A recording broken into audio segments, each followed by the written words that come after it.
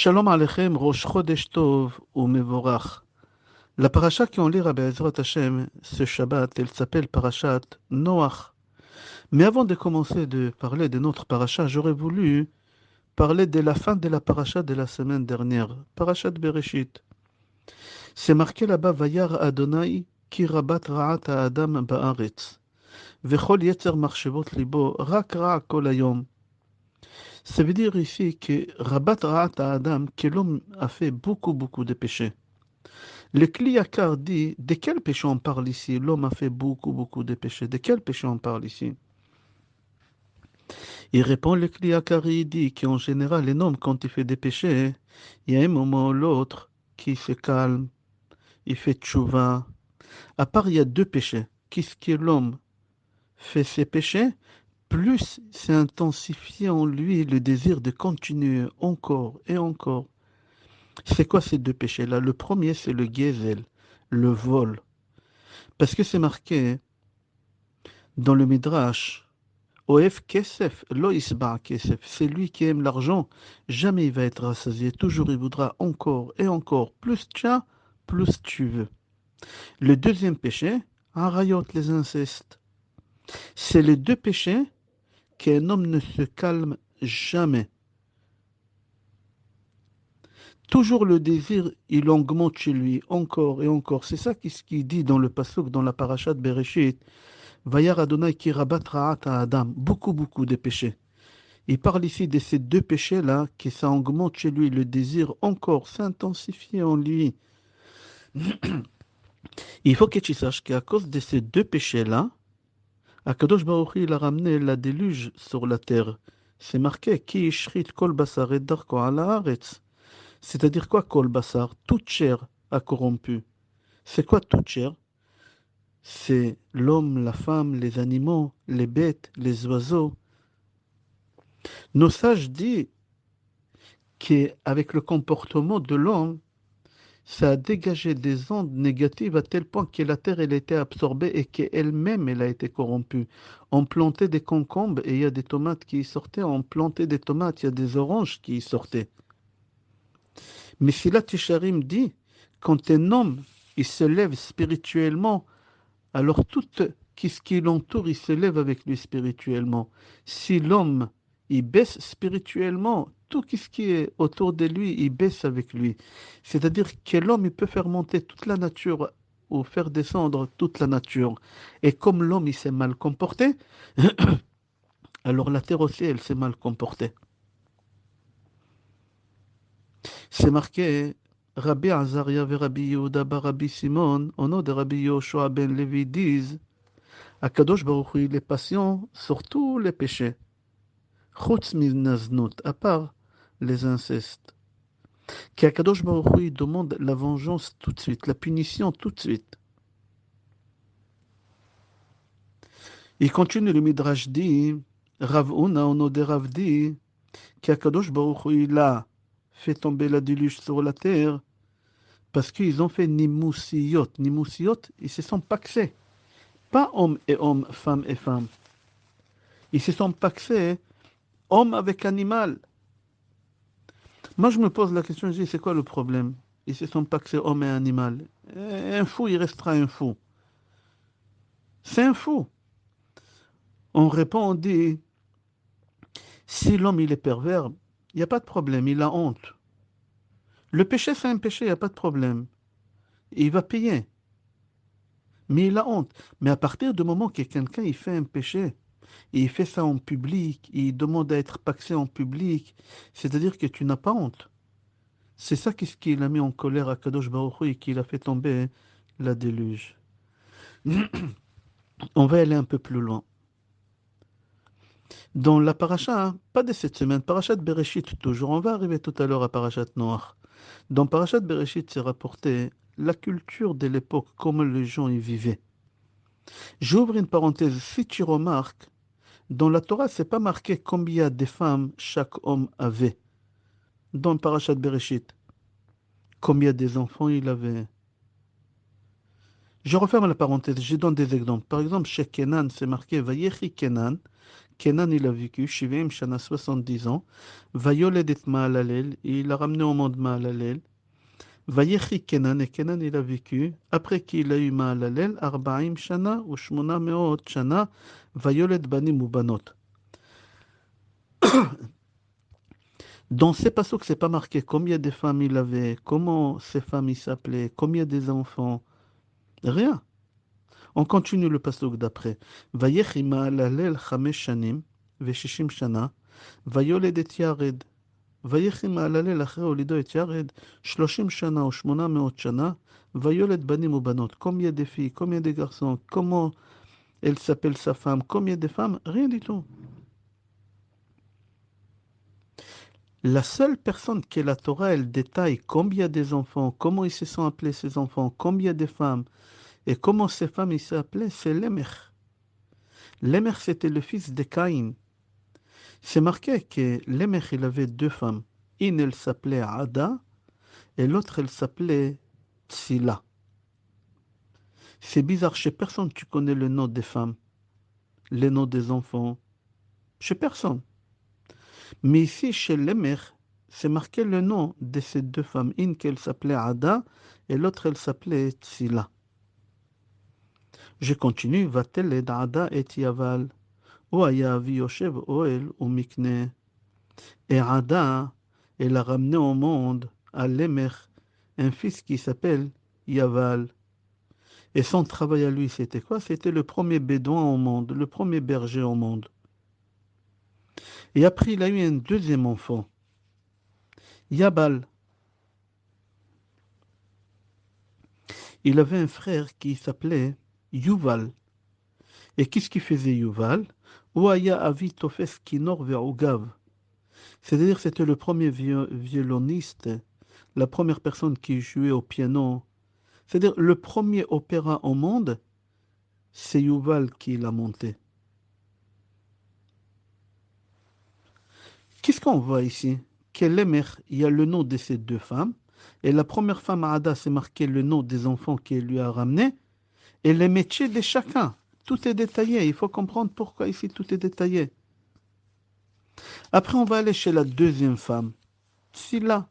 C'est marqué Vetsila, Gamhi Yalda. Et Tsila aussi, elle a ramené un enfant au monde. C'est bizarre. C'est quoi cette nouveauté? Et Tsila aussi, on dirait que c'est quelque chose de spécial. Pourquoi pas qu'elle ne ramène pas un enfant au monde? C'est marqué, elle a ramené un enfant au monde et on l'a appelé Tuval Caïn. Il avait deux prénoms, Tuval et Caïn. Caïn, c'est au nom de son grand-père. Parce qu'on a dit tout à l'heure que Lémech, c'est le fils de Caïn. Alors Tsila, la deuxième femme de Lémech, elle lui ramène un enfant qui s'appelle Tuval Caïn. Venons, on va s'arrêter là et on va rentrer un peu dans le Midrashim mais on va revenir. C'est marqué dans le Midrash que Caïn, il a tué Evel. Comment il a tué? Dans le Midrash, c'est marqué que Caïn ne savait pas comment on tue. C'était le premier assassinat au monde. Alors comment il a essayé de le tuer? Il a pris des pierres. Et il a fait des trous dans son corps comme un tamis. Jusqu'à qu'il est mort. Maintenant, l'enfant qui vient de naître à Tsila, Tuval Caïn, c'est le petit-fils de Caïn. Il dit, mon grand-père, quand il a voulu tuer son frère, il ne savait pas comment le tuer. Il a galéré pour le tuer. Moi, je vais commencer à fabriquer des armes, des ustensiles de guerre. Comme ça, on n'aura pas besoin de trop se fatiguer pour tuer quelqu'un. Regarde mon grand-père, jusqu'à qui il a tué son frère Evel. C'est marqué, Choresh Nechoshet ou Barzel, c'est un ferrailleur. Rachid sur place, il dit, c'est quoi un ferrailleur? C'est le premier fabricant des armes au monde dans l'histoire. C'était Tuval Caïn. Tsila, il a eu un deuxième enfant. C'était une fille. Elle s'appelait Naama. Et Naama, elle est liée à notre parasha Noach. J'ai ramené tout ça pour arriver à ça. Naama, c'était la femme de Noach. Il faut que tu saches que Chava, c'était la mère de toute l'humanité. Mais après, Hachem, il a détruit toute l'humanité. Et à partir de Naama, toute l'humanité, elle a recommencé. Il y a deux personnes qui ont recommencé toute l'humanité. C'est Naama et son mari Noach. Ici, la Torah, elle nous raconte qu'il y a quelqu'un qui s'appelait Lémer, qu'il avait 3 enfants. On a dit Yaval, Yuval et Tuval Caïn. Mis à part ça, il avait une fille qui s'appelait Naama. Pourquoi la Torah, elle nous détaille? Pourquoi la Torah, elle nous explique chacun son métier? Pourquoi c'est important pour nous? Tout ça pour te dire que Tzila, elle a eu un enfant qui s'appelait Naama.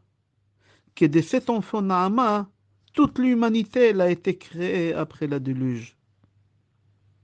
Et pour t'enseigner aussi que quoi? Qu'à partir d'ici, la colère d'Hachem, elle a commencé dans le monde. C'est marqué, Ki ishrit kol basar et darko ala haaretz, que l'homme il a perverti.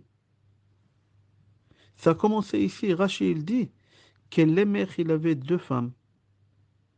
C'est pas compréhensible pourquoi la Torah elle nous précise qu'il avait 2 femmes. Yaakov il avait 4 femmes. Rachel, Léa, Zilpa, Bila. Avraham Avinu il avait 2 femmes, Agar et Sarah. Qu'est-ce qui est de nouveau ici, la paracha qu'elle nous dit que Lémer il avait 2 femmes? Dans tous les cas, avant Lémer, c'est pas marqué chez personne combien des enfants il avait, combien de femmes il avait, comment ils se sont appelés les femmes. Uniquement que chez Lémer. Pourquoi? Rashi dit, il faut que tu saches que la colère d'Hachem pour ramener la déluge dans le monde, ça a commencé à cause de Lémer. Pourquoi? Parce que la culture de l'époque, ils avaient l'habitude de prendre 2 femmes. Une femme pour faire des enfants avec, Péria Vérivia, et une pour le tashmish, une pour le plaisir. Ok, il n'y a pas d'interdiction d'avoir 2 femmes. Mais le problème est qu'ici, les gens ils ont commencé à prendre 2 femmes. C'était une mode. 2 femmes. Une pour avoir des enfants et une pour le plaisir. Qui a fait sortir cette mode? C'est Lémer. Qu'est-ce qu'il faisait Lémer? Lémer, il a pris une femme, Ada. Il a eu des enfants avec elle. Il a pris une deuxième femme belle qu'elle s'appelait Tsila. Et il a donné à Tsila des pilules pour ne pas tomber enceinte. Pourquoi? Rachel explique pourquoi. Pour qu'elle ne tombe pas enceinte, pour qu'elle garde la forme de son corps, qu'elle garde sa jeunesse. La pilule, ça existait déjà depuis la création du monde, je vois ici. Rachid dit qu'à l'époque, ils avaient 2 femmes, une pour le plaisir, et elle, on la entretenait, on lui achetait des bijoux, etc. Et l'autre pour faire des enfants, on la entretenait pas.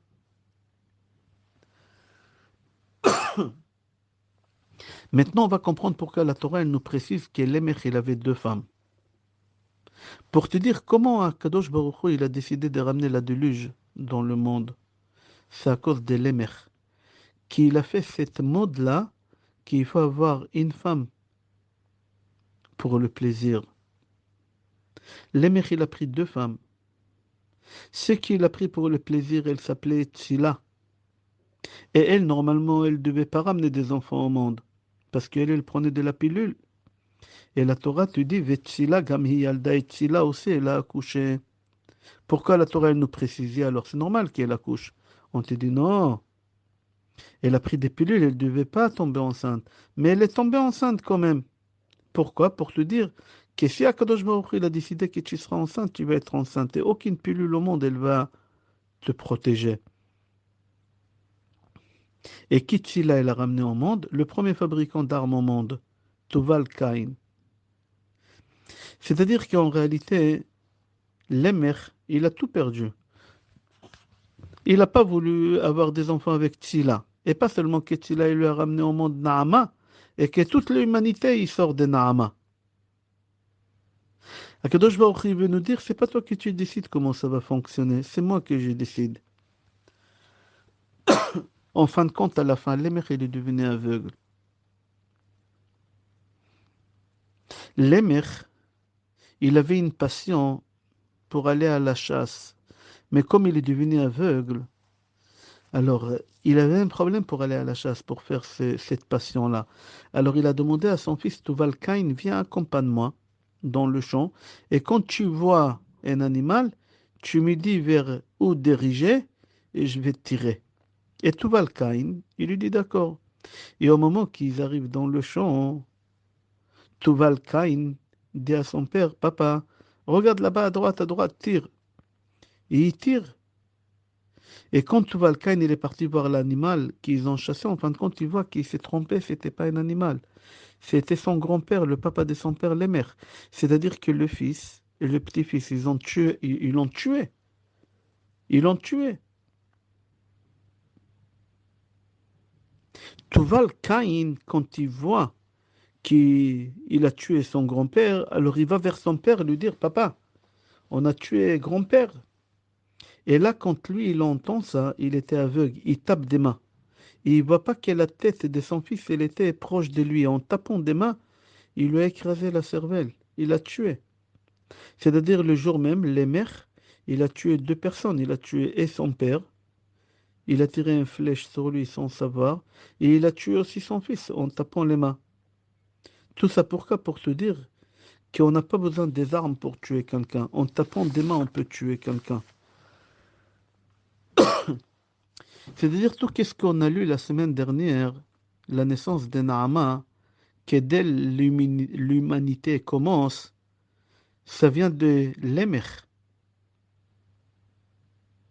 Mais il faut que tu saches que l'Emer aussi, de lui vient la destruction du monde, la déluge. Après que toute personne ont perverti, ont corrompu, que ce soit l'homme, l'animal, les végétales, Akadosh Baruch Hu, il a décidé de détruire le monde. Et ça a duré pendant 120 ans.